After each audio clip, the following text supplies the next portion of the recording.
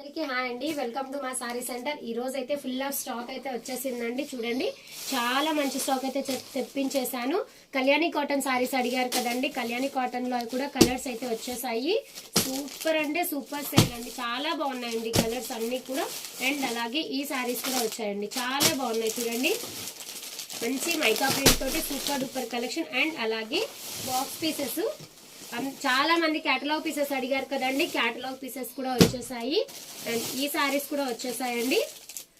మళ్ళీ ఇది కూడా స్టాక్ అయితే తెప్పించేసాను.